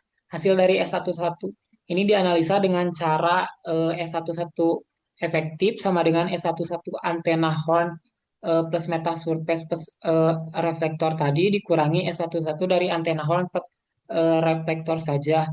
Tujuannya adalah untuk mengekstrak kontribusi murni dari unit cell dengan pengurangan pantulan sinyal. Setelah dianalisa,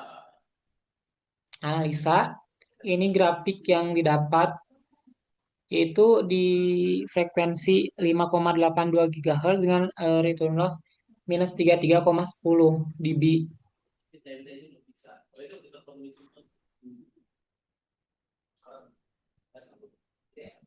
Selanjutnya ini ada perbandingan hasil S11 simulasi dengan pengukuran.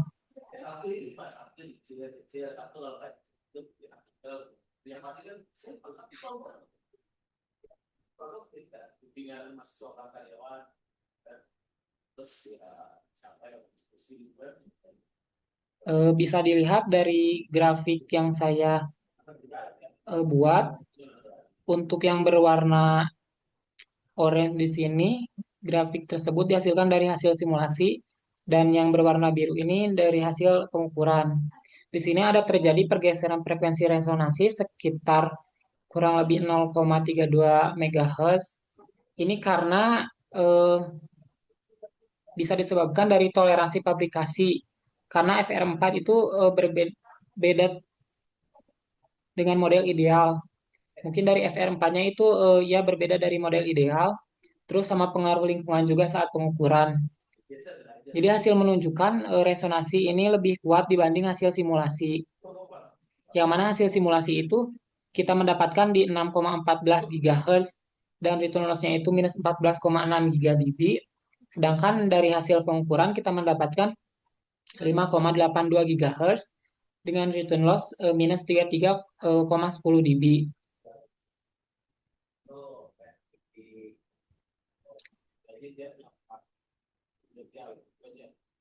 Nah, ini untuk slide selanjutnya, ini ada hasil pengukuran dari S21 dan hasil pengukuran dari simulasi yang didapat.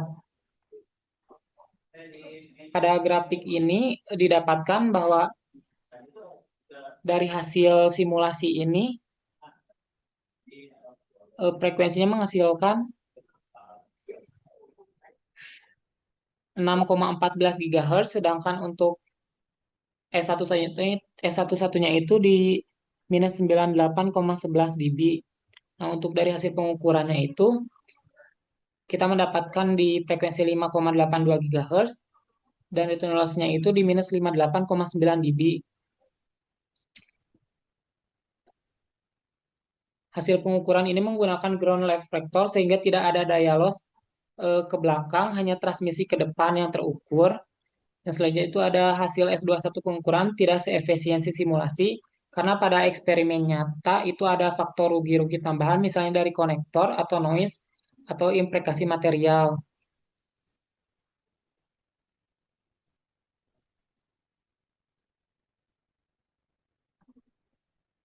Nah, untuk selanjutnya ini ada absorption rate dari hasil pengukuran dan simulasi.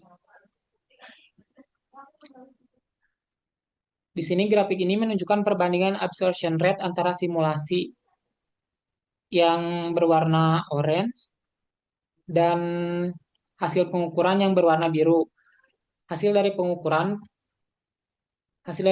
pada frekuensi 5,82 GHz itu absorption-nya mencapai 0,99 atau sekitar 99%. Nah, untuk hasil dari simulasinya di 6,14 GHz itu absorption-nya mencapai 0,97 atau 97%.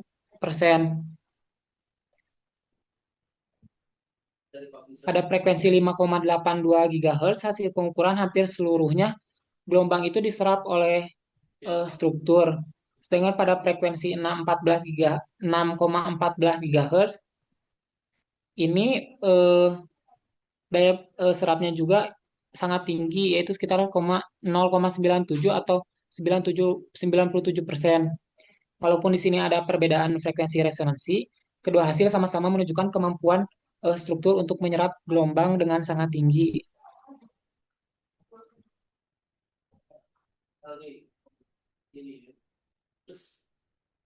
Nah, untuk slide selanjutnya ini ada surface impedansi hasil pengukuran.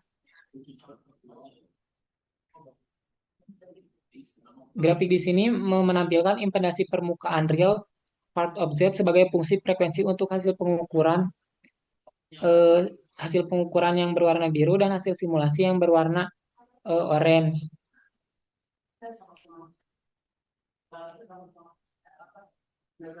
Di hasil dari pengukuran di 5,82 GHz itu hasil impedansinya mendekati impedasi udara bebas yaitu 3,77 ohm, sedangkan yang dari hasil simulasi ini menghasilkan 5,533 ohm.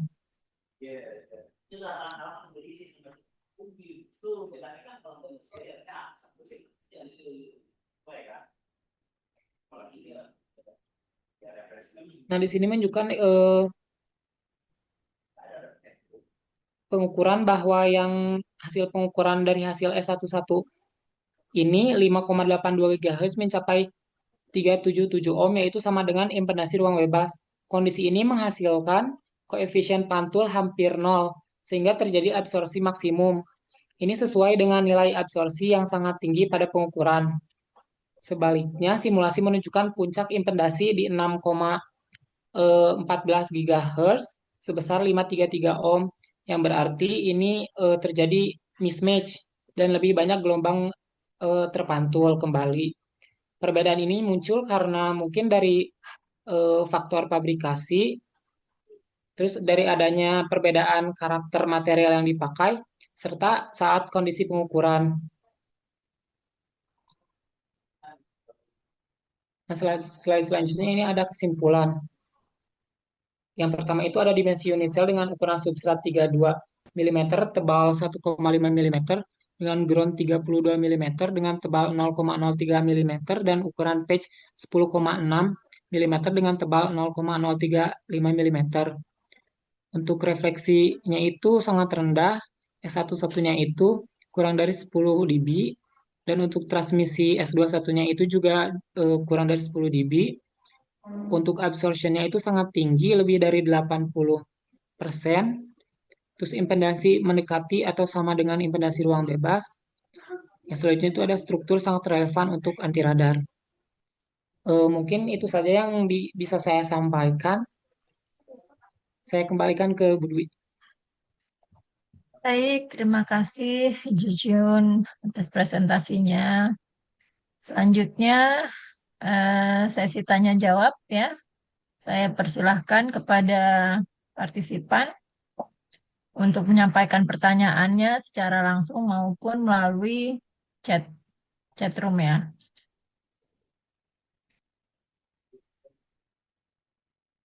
Chat. Pak Ari ingin bertanya ya silakan. Pak Ari. Saudara Jujun, Ya Pak, kenapa? ini fungsinya Anda buat sebagai filter ya?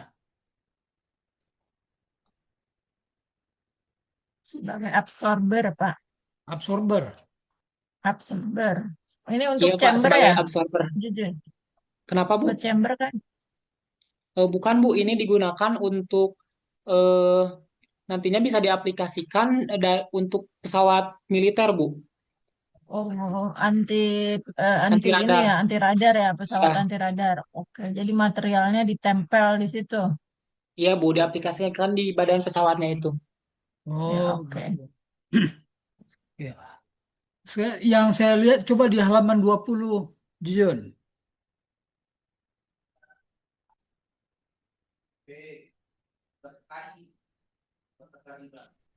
Nah, modelnya kan begitu tuh. Anda Seperti ini buat Pak. itu berfungsi sebagai penyerap frekuensi ya. Iya, penyerap frekuensi. Nah, terus Anda melakukan pengujiannya di dalam sebuah chamber. Kebetulan kemarin enggak Pak, enggak di dalam chamber. Di mana? Di sini Pak, di ruangan bebas di sini di lab. Oh, di ruangan bebas. Iya, Kenapa nggak dimasukin ke dalam GTEM? kenapa Pak? Kan ada tuh ruangan GTEM, ruangan yang apa, eh, konikal, jadi dia model kerucut, GTEM. Kenapa nggak Anda masukkan di situ? Kalau ruang bebas kan dia ada pengaruhnya. Nah iya Pak, kemarin kata pembimbing saya, eh, pengukurannya itu di ruangan terlebih dahulu Pak.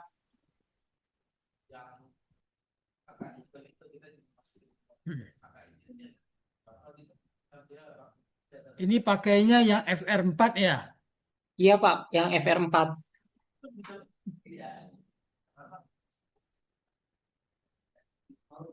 Terus data yang Anda dapatkan S1-satunya berapa frekuensinya? Teredam di Yang di hasil pengukurannya Pak. 5,8 ini. Iya, kalau hasil dari pengukuran itu 5,82. Kalau dari hasil simulasi tadi di 6,14 Pak. Oh, ini hasil pengukuran ini. Iya, ini hasil dari pengukuran. Pengukuran Anda pakai apa? Pakai horn. Pakai horn. Caranya, Ini Pak untuk setupnya. ya, ini kan ini reflecting anti radar. Antena Iya, itu you dekatkan ya, you you tempel. iya ditempel di sininya Pak, di reflektor ininya. Ah, itu hornnya itu ada TXRX, ada pemancar penerima.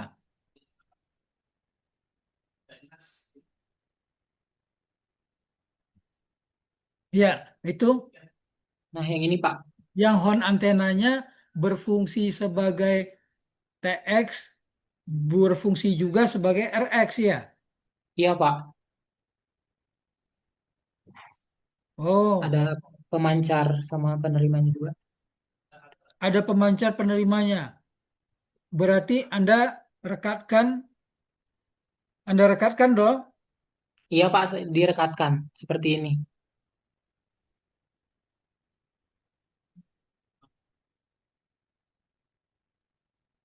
Ini hornnya namanya merek apa ini? Horn yang ada TXRX ya? Ini Pak mereknya, saya kurang tahu juga sih Pak kalau Oke. mereknya. Ya. Ini udah lama ini. Tesek yang punya STO zaman Pak Hari Haryadi nih. minyak Korea ya. Punya Pak Hari. Bukan Jerman. Jerman.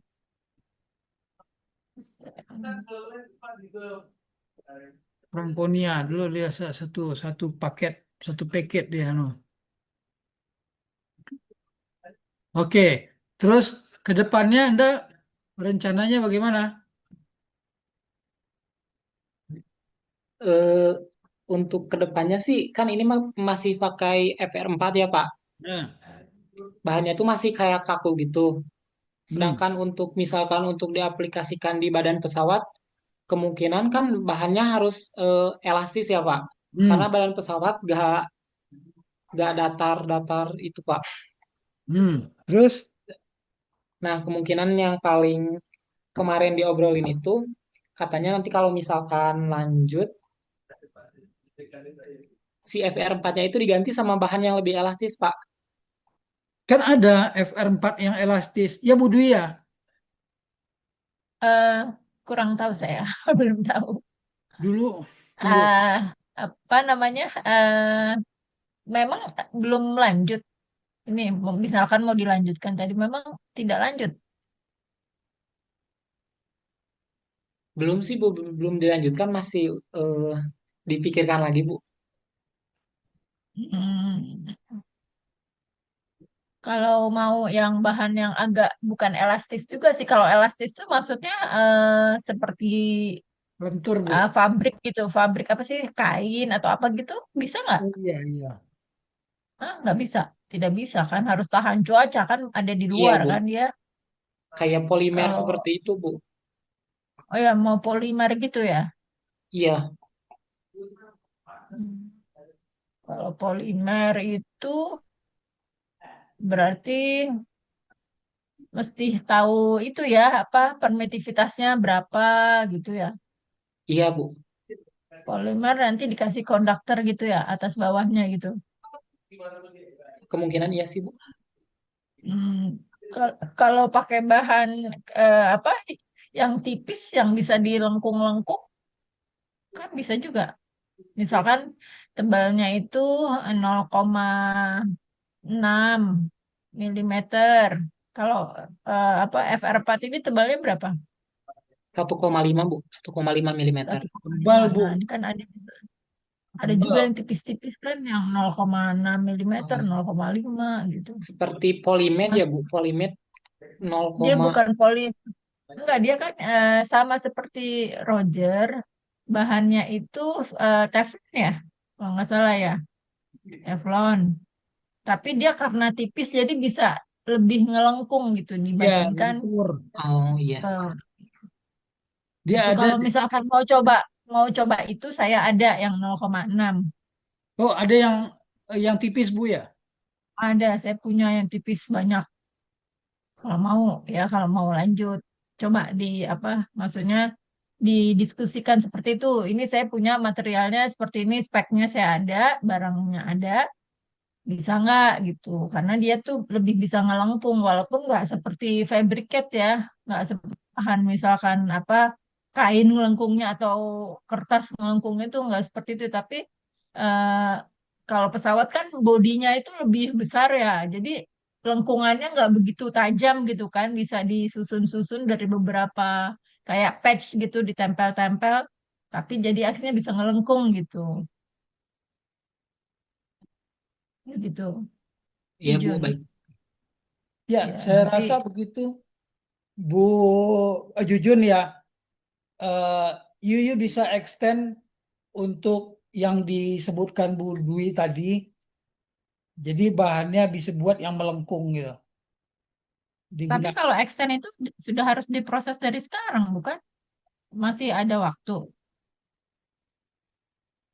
Apa gimana? Gimana, Gimana? gimana Jun? Jujur. Jun? Untuk itu saya masih kurang tahu sih Bu. Kak, Yu sudah balik lagi ke si Anam nggak? Pak Anam nggak? Belum Pak. Hmm. Ya Maksudnya udah. nggak tanya, Pak, ini kayak saya kalau mau lanjut gini bisa nggak gitu dari Ya, sekarang diurusnya. Kayaknya kalau nggak salah udah tutup deh itu MBKM kan, enggak. kamu Bukan kontraknya MBKM. 1 semester udah selesai kan sebenarnya? Udah, Iya udah. Bu, kalau Ya. MBKM udah selesai. Ini Kalau dia misalkan ngajuin. Cuma untuk, kalau penelitian lain lagi bisa ya. Dia iya Bu, ngajuin. bisa itu fleksibel waktunya. Oh ya udah kalau gitu ajukan aja gitu nih. Saya punya bahannya saya sumbang deh. Saya sumbang tapi kok bisa dapat dana penelitian, bisa biar bisa dapat Oke. hibah gitu. Nah, tuh. Oke, itu Bu Bu Dwi Astuti. Bu Ya, Dwi. Ya, gitu Jujun ya. Iya baik Pak. Rasa ide kamu bagus deh. Ide kamu bagus. Nanti tinggal di extend. Yang penting ada ini udah publikasi ya? belum nulis jurnal juga belum. Belum Pak, belum publikasi. Publikasi, bukan fabrikasi. Ntar Iya kita Bu, maaf. kita join-joinan dengan Iya, iya, ditulis ya. dengan Nanti Dr. kita Sarah. harus ditagih tuh luarannya. Kamu yang BKM di sana harus ada luarannya. Mereka mana mau terima-terima lagi kalau tidak menghasilkan apa-apa buat mereka. Paling nggak paper lah, gitu ya. Ini Sinta 2 lah bisa nih masuk sini. Ya, Iya, ditulis aja dulu. Nanti kan apa formatnya bisa menyesuaikan mau disubmit ke jurnal yang mana. iya, ha. Iya Mm-mm. baik Bu. Tapi Ya, kemarin Jun yang ya. MBKM itu katanya gak harus ada outputnya sih Bu. Kalau misalkan TA baru Bu itu harus publikasi. Oh gitu. Ya, tapi kan kerjasama kita harus ada laporannya. Nanti harus ada luarannya buat kerjasamanya. Ini kan kamu bisa MPKM ke sana karena ada kerjasama dari UHAMKA dengan BRIN kan. Nah, nanti di laporan itu di, dilampirlah buktinya bahwa kita tuh kerjasama hasilnya ini. Bukan cuma sekedar kamu ke sana riset tapi nggak ada luarannya. Gitu ya, Pak Ari. Ya, gitu Bu Jujun. Mm-mm. Iya baik. Ditulis, jangan nggak ditulis, dan ini juga bisa buat skripsi kamu nanti, ya. Jadi nggak usah Iya Bu, baik. bikin skripsi lagi ya. Oke ya. Ya, oke. Baik. Ya cukup ya. Saya jadi sudah apa bertanya-tanya juga sedikit walaupun nggak begitu teknis. Oke, baik. Dengan berakhirnya presentasi dari Saudara Jujun, maka selesai pula kegiatan sharing session kita pada hari ini. Terima kasih kepada para pembicara tadi, Saudara Afifa, Saudara Amirul dari Universitas Pertahanan Nasional Malaysia yang telah turut berpartisipasi dalam sharing session ini. Kemudian juga dari UHAMKA ya, Saudara Kolibu dan Saudara Jujun Junaidi yang telah mempresentasikan penelitiannya di BRIN. Terima kasih juga atas sharingnya kepada audiens yang sudah memberikan pertanyaan ya. Tadi kebetulan yang banyak bertanya Pak Haris saja nih dari sekian audiens ya, saya ucapkan terima kasih atas kehadirannya dan perhatiannya. Maka bisa kita tutup dengan baca hamdalah. Alhamdulillahirabbil alamin. Billahi taufiq wal hidayah. Wassalamualaikum warahmatullahi Terima wabarakatuh. kasih. Terima kasih Dokter Sarah, Dokter Latifah, Oh, ini Dokter Sarah, ini Sarah Latifah ya. Dokter. Terima kasih. Terima kasih. Terima kasih Bu Sarah. Ya, baik. Terima kasih Amirul dan Afifah ya Ya, terima kasih. presentasinya. Assalamasalamualaikum warahmatullahi Interesting wabarakatuh. presentation. Ya, izin pamit.